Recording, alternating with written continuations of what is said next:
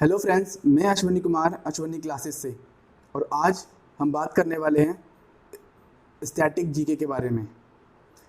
जिन प्रश्नों को हम इस वीडियो में पढ़ने वाले हैं, इन प्रश्नों के उत्तर आपको ज्ञात होने ही चाहिए अगर आप किसी भी प्रकार की कॉम्पिटिटिव एग्ज़ाम की तैयारी कर रहे हैं। तो इन प्रश्नों का आपको ज्ञान होना अनिवार्य है। ठीक है, तो शुरू करते हैं प्रश्न नंबर 1 से। विश्व के कुल क्षेत्रफल का कितना प्रतिशत क्षेत्रफल भारत में स्थित है? अगर मैं पूरे विश्व का क्षेत्रफल को 100% मानता हूँ तो उसमें से भारत के पास कितना क्षेत्रफल है? तो उसका सही आंसर है बी, 2.42%। आगे बढ़ते हैं।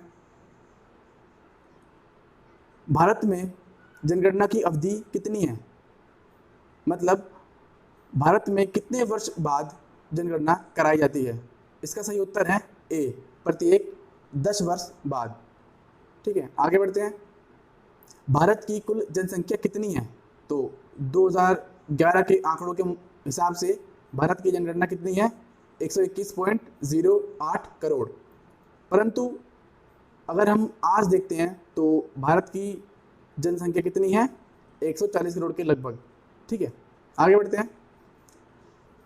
भारत की सबसे बड़ी जनजाति है गोंड। ठीक है, भारत की सबसे बड़ी जनजाति कौन सी है? गोंड। ऑप्शन सी सही हो जाएगा। आगे बढ़ते हैं। विश्व की कुल जनसंख्या का कितना प्रतिशत जनसंख्या भारत में निवास करती है? अगर मैं कहूँ कि विश्व की कुल जनसंख्या 100% है तो उसमें से कितने परसेंट जनसंख्या भारत में निवास करती है? तो सही उत्तर है इसका ऑप्शन नंबर ए, 17.5। ठीक है, 17.5 ऑप्शन ए सही हो जाएगा। आगे बढ़ते हैं। भारत का कुल क्षेत्रफल कितना है?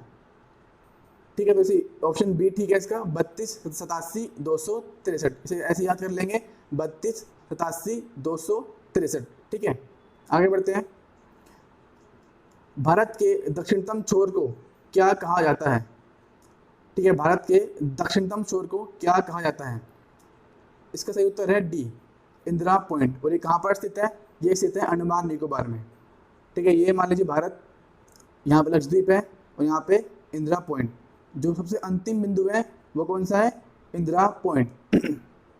अगर यहाँ पे क्वेश्चन में ये कहा होता मुख्य भूमि का दक्षिणतम छोर कौन सा है, तो वो होता केप कोमोरिन। जो कहाँ पर है?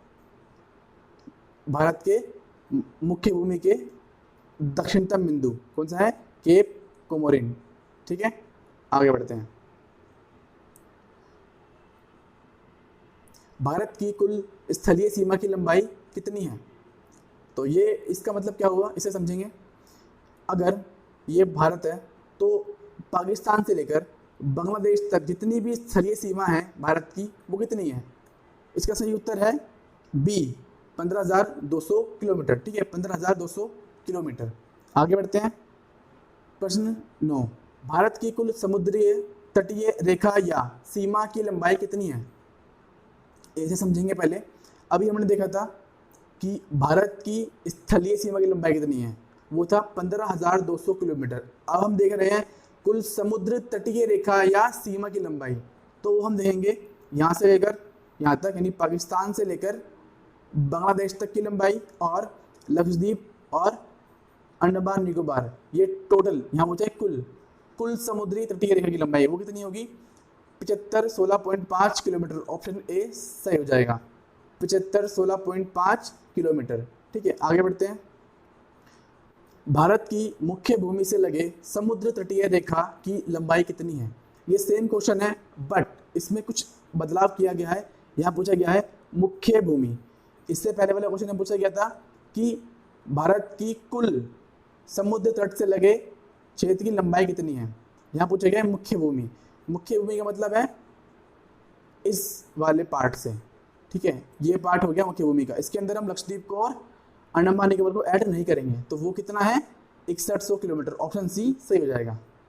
ठीक है, आगे बढ़ते हैं। प्रश्न 11, भारत का मानक समय 82.5 डिग्री पूर्वी देशांतर रेखा किसके मध्य से होकर गुजरती है? तो इसका सही उत्तर है मिर्जापुर। ठीक है, यूपी में है ये। इसके मध्य से होकर गुजरती है हमारी मानक समय रेखा 82.5 डिग्री। ठीक है, आगे बढ़ते हैं। सूर्य की ऊर्जा का मुख्य स्रोत क्या है? तो इसका सही आंसर हो जाएगा नाभिकीय संलयन। ठीक है, नाभिकीय संलयन। आगे बढ़ते हैं। भारत में राज्यों की कुल संख्या कितनी है? तो वो है हमारा ऑप्शन सी 28। ठीक है, पहले 29 थी। 2019 में हमने जम्मू और कश्मीर को अलग कर दिया है, तो उसके बाद हो गया ये 28। ठीक है, जम्मू कश्मीर कोई राज्य नहीं बना है, जम्मू कश्मीर बना है यूनियन टेरिटरी, केंद्र शासित प्रदेश। ठीक है, तो उसकी वजह से हमारा एक राज्य कम हो गया है। आगे बढ़ते हैं। सूर्य का मुख्य संघटक क्या है? तो सूर्य का मुख्य संघटक है ऑप्शन ए हाइड्रोजन और हीलियम। आगे बढ़ते हैं। भारत की जल क्षेत्र सीमा कहां तक फैली हुई है? तो इसका सही उत्तर है 12 नॉटिकल मील। ठीक है, ऑप्शन बी। आगे बढ़ते हैं। कर्क रेखा भारत के कितने राज्यों से होकर गुजरती है? तो इसका सही उत्तर हो जाएगा हमारा 8। जो कर्क रेखा है वो लगभग भारत के मध्य से होकर गुजरती है, जो 8 राज्यों को काटती है। ठीक है, आगे बढ़ते हैं।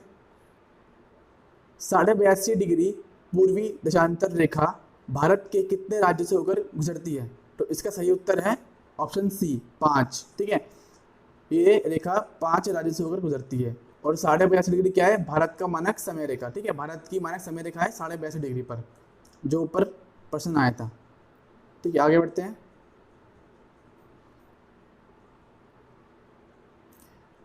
प्रश्न 18, सूर्य की दीप्तिमान सतह क्या कहलाती है? तो प्रकाश मंडल। ठीक है, ऑप्शन बी सही हो जाएगा। ठीक है, क्या कहलाता है? प्रकाश मंडल। आगे बढ़ते हैं। पृथ्वी के सबसे निकट स्थित ग्रह कौन सा है? तो शुक्र ग्रह पृथ्वी के सबसे निकट है। आगे बढ़ते हैं। सबसे प्राचीन पर्वत किसे माना जाता है? तो अरावली को माना जाता है। ठीक है, तो दोस्तों ये वो प्रश्न है जो आपको बिना सोचे समझे, बिना उत्तर देखे, बिना ऑप्शन देखे आने चाहिए। ठीक है, ये वो बेसिक क्वेश्चंस हैं, उनके बारे में हम चर्चा कर रहे हैं स्टार्टिंग से। ठीक है, सबसे नवीन पर्वत किसे माना जाता है? तो ठीक है, हिमालय है सबसे नवीन पर्वत। आगे बढ़ते हैं। भारत के किस राज्य का प्राचीन नाम नेफा था? तो अरुणाचल प्रदेश। ठीक है, इसका प्राचीन नाम क्या था? नेफा था। भारत की प्रथम जनगणना की शुरुआत लॉर्ड मेयो के शासनकाल में किस वर्ष की गई? तो 1872 ईसा पूर्व में की गई थी पहली जनगणना। ठीक है, आगे बढ़ते हैं। सबसे गर्म एवं चमकीला ग्रह कौन सा है? तो शुक्र ग्रह है चमकीला ग्रह, पृथ्वी की बहन, भोंज का तारा, सांझ का तारा। ठीक है, वो सब क्या है? शुक्र ही है। आगे बढ़ते हैं। सूर्य के सबसे निकट स्थित ग्रह कौन सा है? तो वो बुध ग्रह है। ठीक है, जो सूर्य के सबसे निकट स्थित है। तो देख लेते हैं इससे कैसे व्यवस्थित है। सबसे पहले आता है सूरज, फिर बुध, फिर आता है हमारा शुक्र, फिर पृथ्वी, फिर मंगल, इसके बाद शुक्र ग्रह, उसके बाद में आता है बृहस्पति, फिर शनि, फिर अरुण और वरुण। ठीक है, ये इनकी स्थिति है। आगे बढ़ते हैं। सर्वाधिक उपग्रहों वाला ग्रह कौन सा है? तो वो है बृहस्पति, सबसे बड़ा और सबसे भारी ग्रह भी बोलते हैं इसको। और सबसे अधिक उपग्रह वाला ग्रह भी कौन सा है? बृहस्पति ही है। ऑप्शन ऐसा हो जाएगा। आगे बढ़ते हैं।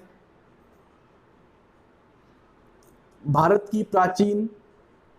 की प्रथम नियमित जनगणना 1881 ईस्वी में किसके शासनकाल में हुई थी? तो इसका सही आंसर है लॉर्ड रिपन। ठीक है, लॉर्ड रिपन ने इसका रिबन काटा था, ऐसे याद कर लेंगे 1881 ईस्वी। ठीक है, आगे बढ़ते हैं। शुद्ध ग्रह किन दो ग्रहों के बीच स्थित है? तो मैंने पहले ही बताया था आपको, पहले आएगा मंगल ग्रह और बीच में शुद्ध ग्रह की पेटी, और उसके बाद कौन सा ग्रह है? बृहस्पति ग्रह। तो हमें देखना है मंगल और बृहस्पति, कौन सा ऑप्शन है? मंगल बृहस्पति, ये वाला डी ऑप्शन सही हो जाएगा। ठीक है, डी ऑप्शन सही हो जाएगा। आगे बढ़ते हैं। सी ऑफ ट्रैंक्विलिटी कहाँ पर स्थित है? तो ये चांद पर स्थित है। ठीक है, चंद्रमा पर स्थित है। बिना उपग्रह वाला ग्रह कौन सा है? तो बुध और शुक्र है। सूर्य के बहुत ही निकट होने के कारण इनके पास कोई अपने उपग्रह नहीं है। ठीक है, तो अब तक लिए इतना ही। आगे हम अपने अगले 30 क्वेश्चनों को अगली वीडियो में पढ़ेंगे। और अगर आपको वीडियो अच्छी लगती है तो वीडियो को लाइक और शेयर ज़रूर करें, और अपना स्कोर 30 में से कितने प्रश्न के उत्तर आपने सही दिए हैं उसको कमेंट में ज़रूर लिखें। धन्यवाद।